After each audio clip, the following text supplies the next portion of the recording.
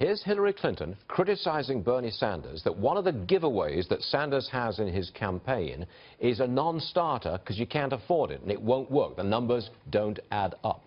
Star Parker is here. Now, Star, before we go any further, I've got to tell the audience, you used to be the recipient of a whole lot of government handouts. You reformed, you saw the light, and now you're kind of a free market person. So what do you think of Hillary going on against Bernie and saying, hey, wait a minute, you can't pay for all these giveaways? What do you make of that? Well, I think that she's scared, so she's looking at trying to get to that general election without revealing that she's a socialist as well. She says that, you know, there's going to be additional taxes, that Bernie said it's $500. Well, $500 when? A month?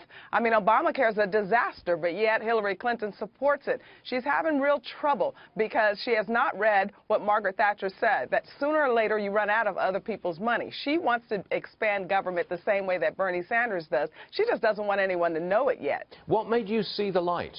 Because I know that at one time you took a lot of these giveaways. I'm not going to say you were a welfare queen, but you were up there, can I say? Well, you're right, Bernie. I was 7 years in and out of that lie, that the poor were poor because the wealthy are wealthy and that my problems were somebody else's fault. And I did end up 3.5 years consistently on welfare. A born-again Christian experience got me out of it. Then I went into business and I discovered the free market. And I discovered that capitalism is the answer to poverty, not socialism. Which business are you in? Now I run a policy institute here in Washington, D.C. that promotes market-based solutions to fight poverty, Urban Cure. Yeah, so that's what we do. Profit is not a dirty word to you, is it? Profit? We want profit is good. It's the engine for tomorrow.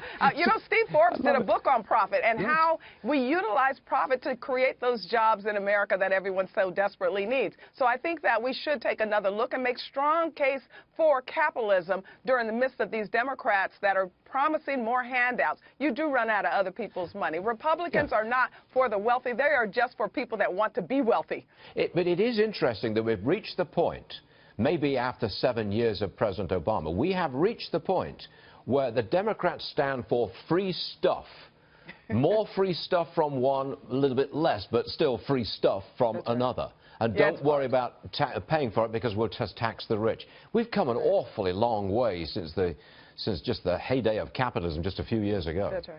Yeah, it's sad. I mean, when you look at the numbers, in particular in black Americans, they go into the South. Black Americans have bought this lie for the last 50 years that somebody else will pay for their lives. And so as a result, we not only have 25% of blacks dependent on government, but 23% work for government. This is the black middle class. So it's a dilemma for those that love freedom and capitalism to start sharing ideas into these hard-hit communities that what made this country great are traditions and free markets.